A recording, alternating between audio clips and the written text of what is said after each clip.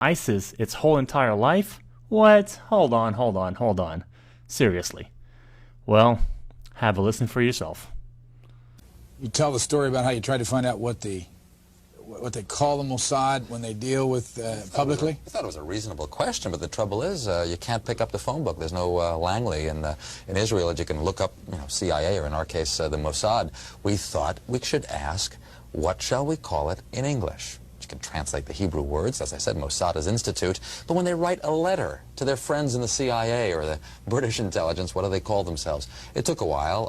It was a matter of asking the Prime Minister's spokesman. The best you could do, because officially the Mossad is under the Prime Minister's office. And I think he sort of wondered why you want to know and all that, so we explained.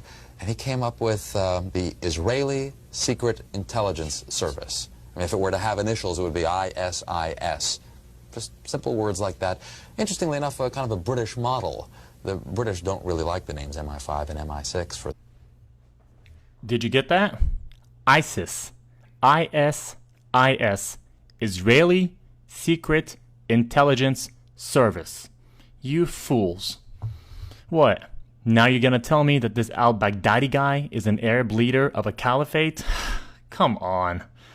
I'm sorry, but just sit down and shut your mouth, because you already know where I'm going to go with this.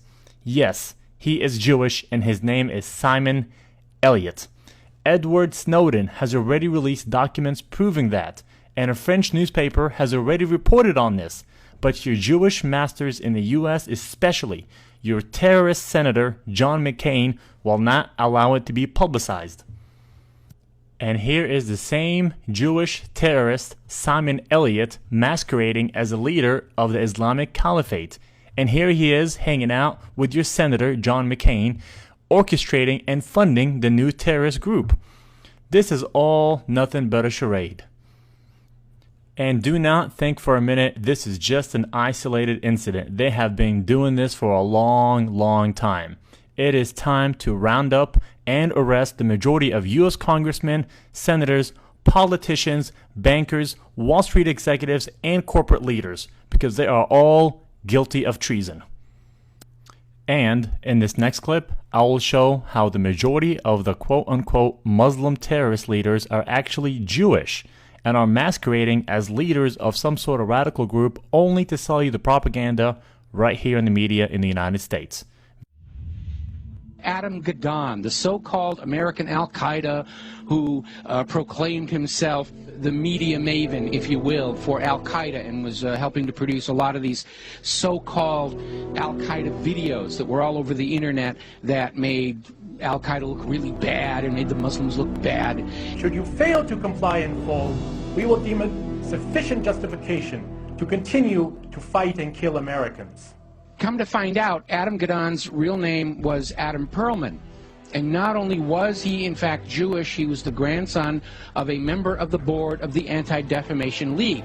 And if you've been following the history of the Anti-Defamation League, you will find out they've been very much involved in covertly supporting a lot of these so-called American Nazi movements. In fact, all the way back, just about the time of World War II, there was this scandal where the head of the American Nazi Party, which had a total membership of like 6, and yet they were getting all this press, was arrested for embezzling from his sponsors, which turned out to be the ADL, so that kind of blew up in their faces. So anyway, we have Adam Perlman, and he's been going around saying, I'm Al-Qaeda, see, I got a turban on my head, I'm a terrible Muslim, gotta hate me, gotta be afraid of me, and of course everybody's laughing at him now because we all know who he is. Okay, so they have brought in the understudy, and there is a new American al-Qaeda named Yosef al-Khattab.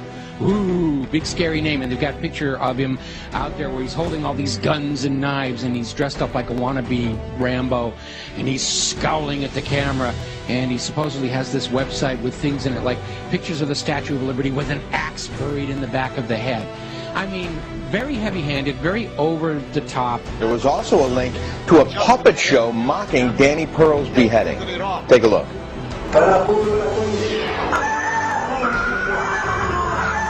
Oh, that's awful. You know, just looking more like a movie prop than anything else here.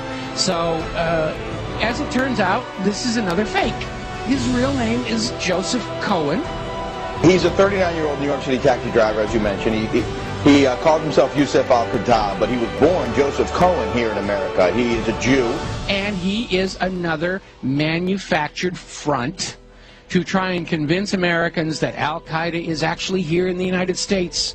And this is why we've got to be doing this, doing surveillance on the American people and reading their email and listening to their phone calls and all this stuff, because you never know when we're going to get into a situation with the American Al-Qaeda. And it's all a front. It's a fake. He's up there. He's there to try and create an enemy that doesn't really exist, in order to justify the totalitarian treatment of the American people and to encourage us to go and attack them before they kill us. They're already here on the home front. We've got to go bomb those gosh darn Muslims, because they're infiltrating America, and they're ripping tags off of couch cushions, and they're causing global warming, and we've got to go and it's nonsense. It's all war propaganda. You guys need to listen to me very, very carefully, especially to the American audience. Your country is under attack, and it is not under attack